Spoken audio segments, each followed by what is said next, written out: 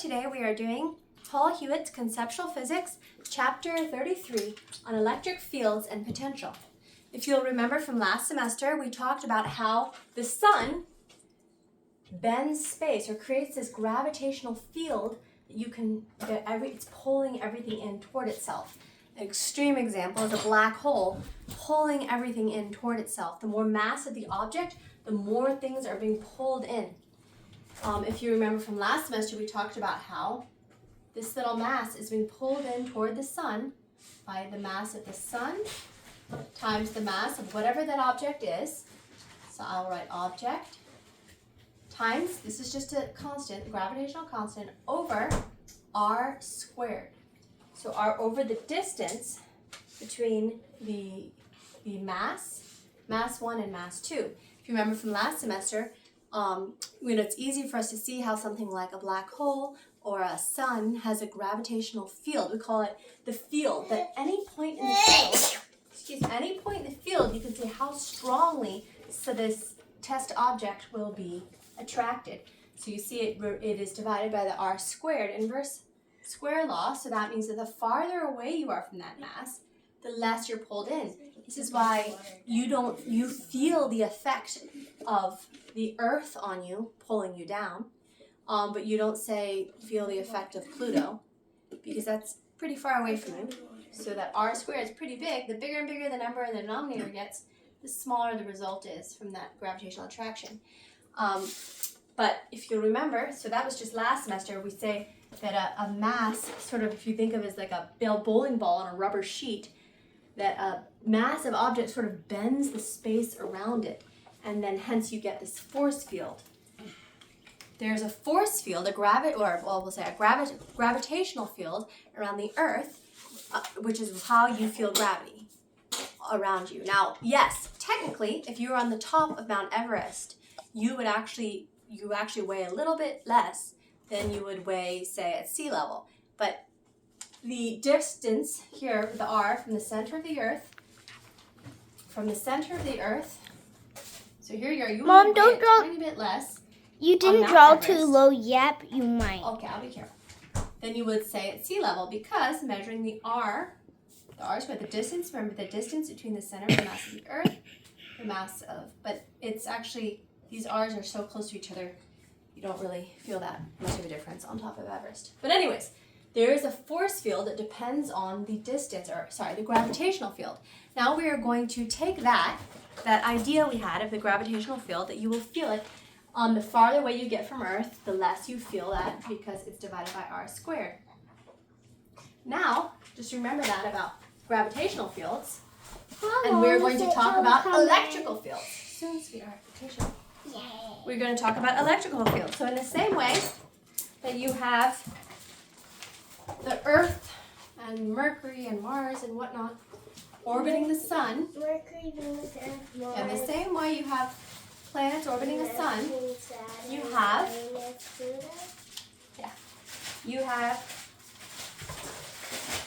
here is the positively charged nucleus, and you have an electron. Good orbit. Wait, how many planets are there? Count 9. This is a negatively charged electron and a positively charged nucleus. So you know, obviously there's several. Mercury, Venus, Earth, Mars. Because atoms are bound here. This. Yeah, sweet. Neptune, Wait. Uranus, and Pluto. Yep. That's only 8. What? Which one did I miss? Did you miss Earth? No. All right, hold on. I'll get back to it in a moment. So here we've got our protons and our neutrons, and we've got our electrons orbiting. Now, in the same way that we have this as a force field, this planet here if it's the same mass as this planet, will feel stronger pull here. So you would say, well, the force field of the sun, or I should say the gravitational field of the sun is stronger here than it is here. The sun pulls less hard on Pluto than it does on Earth. Way out here. Well, if I drew it to scale, it would be way out. But anyways, in the same way that we have in a atom, the electrons are being pulled in the same way that these guys are being pulled into the sun toward the nucleus, and they're going round and round. So this follows the law of K, Q1, Q2. This is Coulomb's law. So this is the force of gravity. This is the force of electrical attraction or repulsion. And so if you have, say this is a negative charge for Q1 and this is Q2 is the positive charge here, you can plug those numbers in and you get, you divide by the distance and you get the electrical potential. Now, something that's fascinating is that we think of gravity as it being a very strong force, and electromagnetic forces being like weaker or more delicate. It's actually the exact opposite. Gravity is actually very weak in that G is tiny, tiny. Let me see, I think I wrote down how big G was. Big G. I wrote a big G, but it's a tiny, tiny little number. And K is actually a huge, huge, huge number in Coulomb's law. Letter. This K here is actually huge. It's like 9 times 10 to the 9th meters.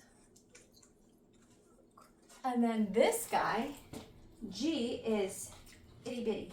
I didn't write it down, but I remember it was itty bitty. The reason that we don't The thing you're holding is in the reason we don't the reason we don't think of electrical charges the same way as gravity is because gravity can only be positive. And electrical charges can be positive or negative. And so gravity, even though it's kind of weak, even though it's relatively weak, it builds up, like, all those little bits add, and we're just being pulled. Where electrical charges, like they can, they cancel out. So say all the electrical forces in this lamp, do you see the lamp poster in the video or not? No. Okay, and all the electrical forces in this book here, there's so much, but the negative charges in the electrons are canceling out the positive charges. And so that's why this isn't like giant zappy huge energy thing, and it just looks like a notebook. Something that you do feel the force of electromagnetic forces is the fact that everything is solid. Things aren't actually solid because the solid nucleuses of the atoms are hitting into each other. If I drew this atom to scale, that nucleus is tiny, tiny, tiny. So when something feels solid to us, it's not because the mass of the protons are hitting each other. That would be a neutron star. And to give you an idea of for something to actually be solid because the matter is packed together, 2 teaspoons of a neutron star would weigh as much as would be as much matter as the entire Earth, or weigh as much as the entire Earth. That's how we often think of it. A neutron star is where those atoms really are packed tightly. But what we think of as hard matter is the electrons. The electrons, sweetie, you gotta calm. Shh. The electrons. Your head's in the video. The electrons in the paper are repelling each other enough that they're held out and make solid matter. When I hit my hand into the notebook, the electrons in my hand are repelling the electrons in the notebook, and that's why my hand doesn't just go right through it. The reason we don't just sink right through the Earth is not because it's solid like a neutron star. The reason we don't just sink through the Earth is all the electromagnetic forces repelling each other. Okay, so... Can you come in now? Sweetie, wait, you gotta be patient. So back to our electrical fields that we're drawing here.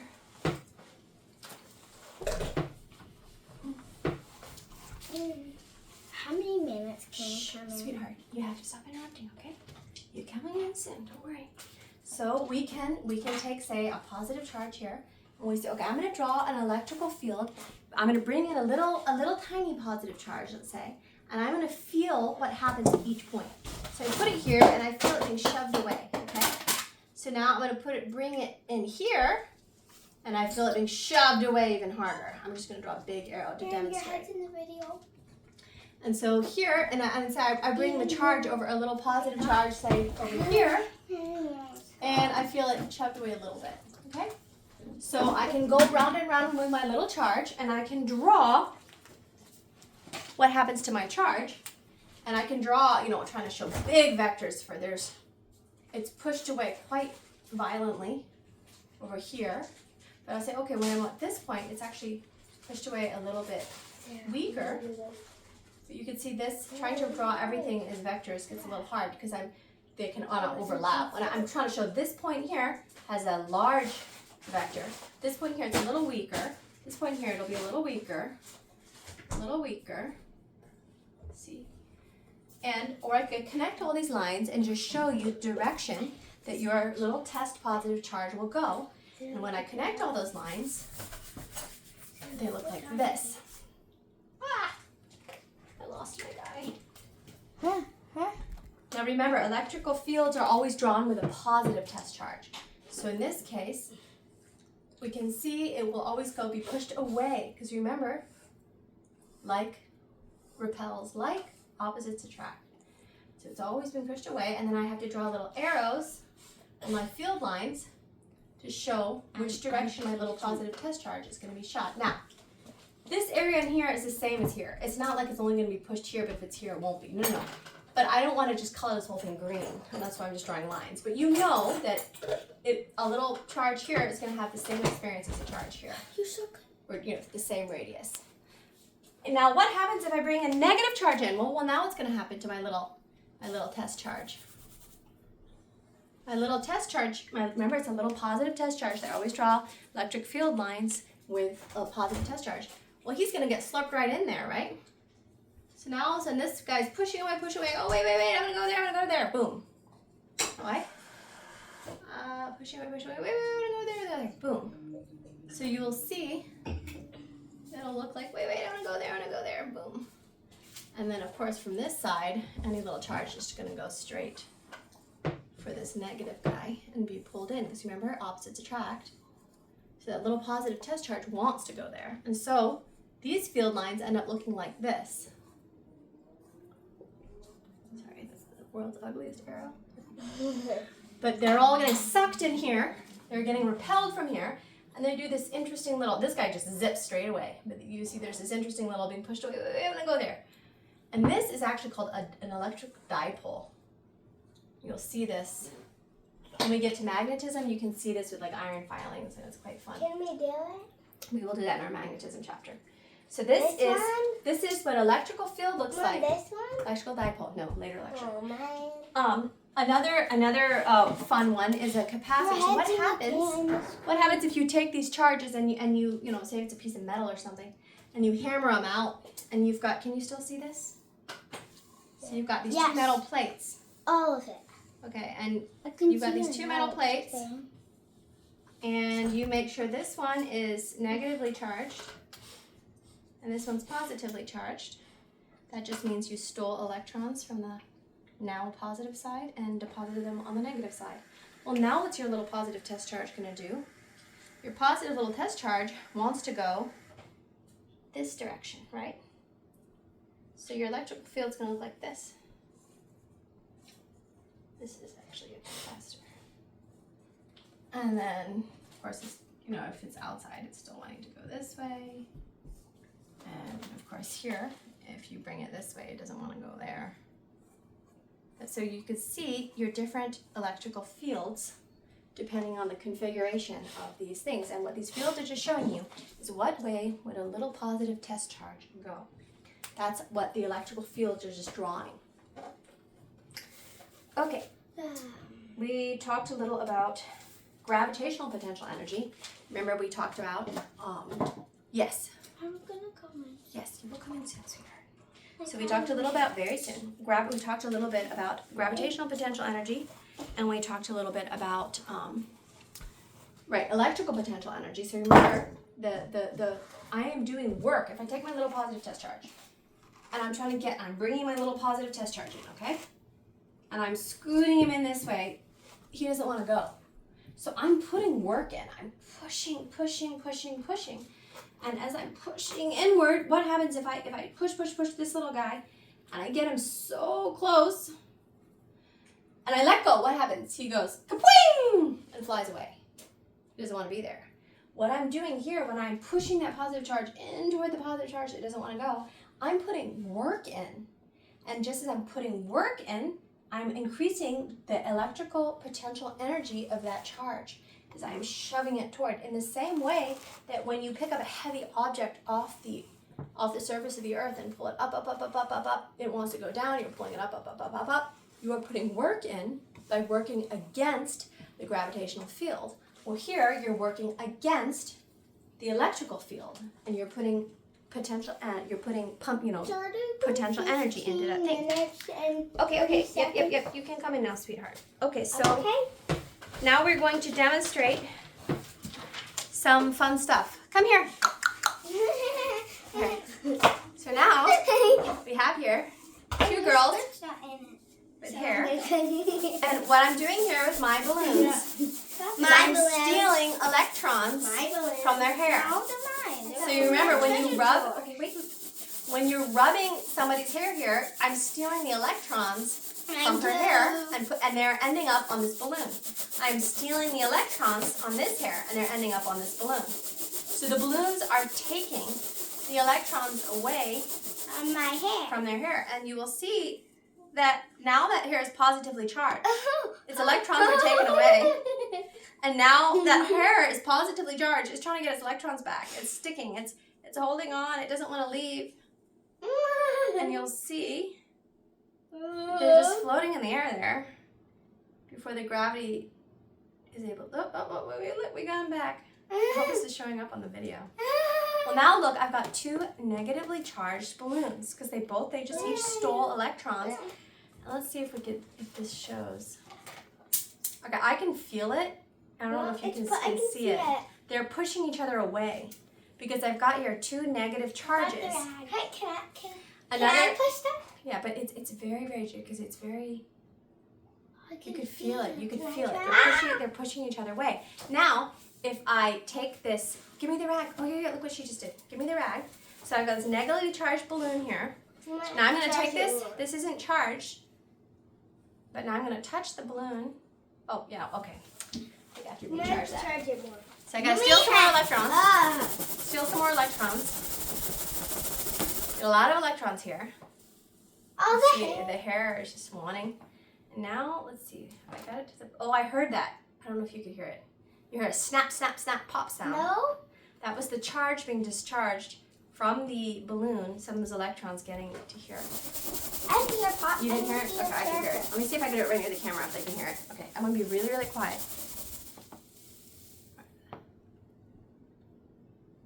Huh, I didn't hear it that time. Me neither. Oh, but look. It was still charged because look, I've taken this balloon. Bloop. And I can see the hair. It's like, and then the hair doesn't want to leave. The hair just keeps. And we need a dark background so we can see this. The hair is positively charged. Off? No, don't turn it off. I can't see anything. All right, so let's see if we can get the balloons to push away from each other again. Ready? All right. You're gonna have to brush your hair when we're done with this. Okay. All right, we got. Oh, well, let's see if we can get your hair to repel each other's hair. Come closer to each other. Okay, so move this way. Hopefully we can see it in the camera. And I'm going to try to get these hairs as close to each other as possible. Wow, that's just sticking straight up. Wow. I hope it shows up in the video. And then I can feel those balloons. I can feel those balloons pushing you away on you. They're pushing away from each other. All right, y'all need to go to bed now. No, you don't. Yes, you do. Brush my hair now? Yes, you go brush your hair. Wait, Sarah. All right, shh. Now Mom's going to explain some more stuff. Sarah, again, so I can see if it goes up in the video. All right, so we talked about these electrical fields, and what you saw there was the balloon being a negative. What we saw there with the hair was sort of outlining that electrical field. So here we had my daughter's head. And this is her daughter, yeah, both daughters, their heads. See? What you saw the balloon's floating. Yes. Oh, now it's sticking. Yeah, that's we finally got the charge transfer. So what you saw here is this is the field, all right? So this is the positive charges wanting to go into the negative charge. Now remember, the balloon stole electrons from their hair. So now you have, what I have is, you've got my daughter's hair is positively charged. So it's kind of acting like those positive like the positive test charge that I'm moving on the electrical field. So now those little positive hairs are outlining the electrical field for you. Can I And a tortilla from the fridge. Sure. Try to eat it with some cheese. Yeah. So what you have here is the hair, positively charged, pulled in toward the negatively charged balloon. So let's try to get that one more time. Oh, your poor hair is really tangled. Okay. All right, let's see. We're going to get that one more time up close and see if you can see her hairs outlining that electrical field. So, especially if we get it when they're not tangled. Okay, you can sort of see, I hope you can see, the hair just sort of outlining that electrical field, and it looks pretty awesome. It would look even more awesome if we did this in space where gravity wasn't pulling down on her hairs, because then you really could see it. I think in your book there's a pretty cool picture of these, they do it like on the surface of oil. They have these hair floating in oil, and then they're doing different electrical charges, and you see how the hairs beautifully outline the electrical field because they've got it all floating at level surface in oil. Then gravity doesn't get in the way as much, but it's pretty cool. So now a word on more about these electrical field lines. So we're going to talk a little bit about volts and coulombs and charge. Charge is measured in coulombs, and volts is electrical potential. Okay, so electrical potential. So we'd say, well, what is electrical potential? So one way to think about this, well, we have the electrical potential energy with our little test charge moving in that field. But here we're talking electrical potential, which is not the same thing as electrical potential energy. It is similar, but it's not exactly the same, because here we're measuring the electrical potential is the same as the electric volts. This divided by, so it's electrical potential energy. So I'm going to say electrical PE divided by the charge, the size of the charge that you brought in, and that gives you the electrical potential. Because like the electrical potential energy is different if I'm using a tiny test charge or a big test charge, moving a really big positive charge in toward a positive center. That would take a lot more work. I put a lot more work in, so there's a lot more potential energy in there. But here, with the electrical, here, if I divide it by the amount of charge that I have, I'm going to get this. Okay. And here, we like to call this in terms of volts. So electrical potential, we like to talk about in terms of volts. Charge, we talk about in terms of coulombs. Electrical potential energy, it's energy, so it has to be in joules. Another unit we like to use, instead of calling it joules, another unit a lot of physicists like to use is electron volts. An electron volt is the same type of thing as a joule, it's just a different amount of it. A joule is a very specific amount, to do this, that, what was it, move one thing, you remember that from last semester. An electron volt, which is electron volt, is the measurement of how much work is done, how much from moving an electron through a potential difference of 1 volt. A single electron through a potential difference of 1 volt. But in this case, it's the same as work. Remember, it's how much is the force times distance. It's work. Work is energy. Is measured in joules. This is measured in energy. This is divided by the coulombs, the amount of charge, and that will give you the voltage. And a quick thing on that, one of the cool things is often we think of volts as being really dangerous, and they usually are, because the voltage is, when we don't want to touch something with a height, what a voltage has is a lot of potential energy. So you can sort of think of voltage as like the height. So people a lot of times like to use like the height of a waterfall, the height of a water tower. There's all that potential. And what you don't want is for you to become the circuit. So if you touch something, say you're standing, and there's say there's an outlet, or you touch a wire, and there's a 500, and there's a between the ground. So you touch out with a fork. Yeah, I did that, and I somehow lived. But yeah, it was if you stab a fork into an outlet and don't do this, obviously. I was mercifully spared, as a 3-year-old when I did this, but if you stab a fork into an electrical outlet, what happens is that you short out the circuit. And what happens if there's say, 500 volt or whatever difference between the outlet, there's not, thankfully. I think it's like 20 volts. Let's say there's 20 volts difference between the ground that you're standing on and that outlet, then it's like water falling off a waterfall. The electrons will want to go through you as the path, and it can stop your heart. Now, voltage, technically speaking, by itself isn't dangerous. It's the voltage in conjunction with how many electrons are crossing that bridge or crossing that distance. So for an example, I think he said when I'm rubbing this balloon on her head, the voltage difference between the balloon and her head can be huge. In fact, it can be 5,000 volts, which sounds really, really dangerous. The reason it's not really, really dangerous is because we are dealing with something like 0.00001 of a coulomb. There's actually, coulomb is actually quite a lot of electrons. A coulomb is quite a number of electrons. So we're dealing with a millionth of a coulomb, and we're dealing with something like 1,000th? More like 5,000ths of a joule.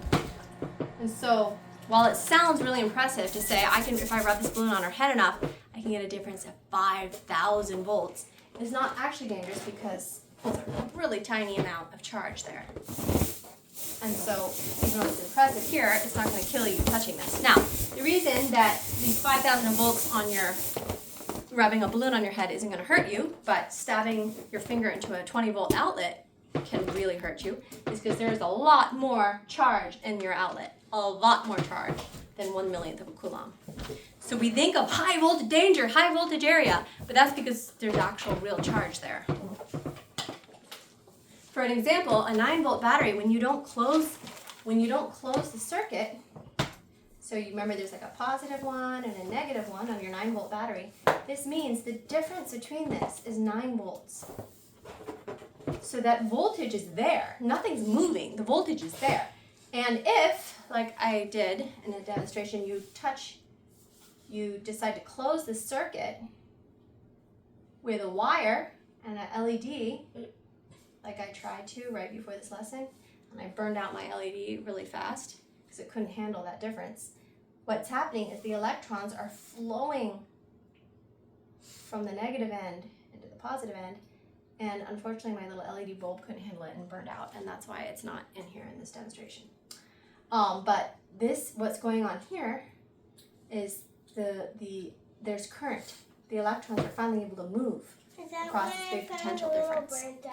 Yeah, I tried it twice, and both times they burnt it out. I tried it with a 9-volt battery, I tried it with a 1.5-volt battery, and in both situations I burnt out my LEDs, so I bought the wrong LEDs. But anyways, so here when you close the circuit, so that's what happens when you stuff your finger into an outlet, you closed the circuit because you are becoming a connection between, you are becoming the wire.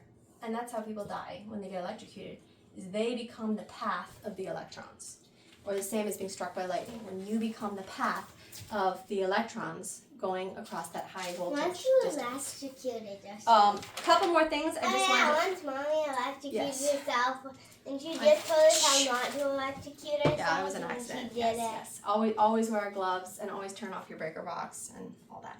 Okay, so next thing I wanted to talk a little bit about There was a speech about is capacitors. Capacitors Capacitors are pretty cool, and you see one if you have a camera and a camera flash, and you do it, and there's that really bright flash like those professional cameras. That camera flash is actually a capacitor, and what a capacitor is I think I drew. This is a capacitor. So capacitor is when you have two plates, and you have your negatively charged plate and you have your positively charged plate.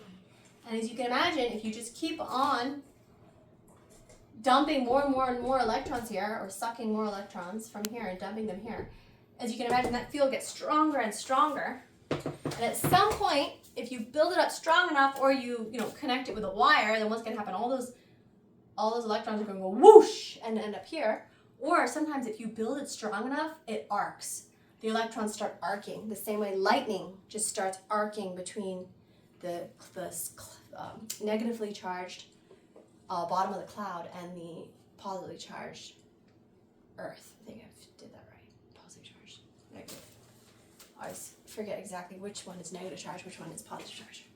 But I think that's right. I think the electrons, the negatively charged bottom of the cloud, and then the same way, then you get an arc, and that's what we call a capacitor discharging. It's like you're building up, and then the capacitor discharges, and the light, it flashes across, and that's what, with a camera flash, what you're seeing. It's also in a computer keyboard, when you're pressing those keys down, there are actually little capacitor plates underneath your keys, and when you're pushing it down, you're making them close enough to each other that it discharges, and that's what sends the signal, for that letter to your computer.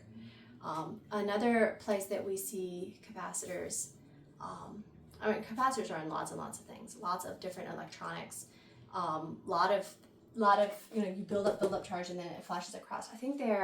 I used to have this really cool flashlight, and it had a capacitor in it. But you weren't supposed to blow out the capacitor, and you turn the handle of it, and it was moving charge. Yeah. It was moving magnets. It was moving charge to load up one side, and then I think it must have had something that the light bulb then was connected to. But I decided to see what would happen if I would just turn that handle far more than they recommended. So I just went, and then I blew up the capacitor, and it didn't hold charge anymore, which was kind of depressing. But a lot of things like those little twirly flashlights, they use capacitors, and they even found out a way they take two very thin metal plates and they put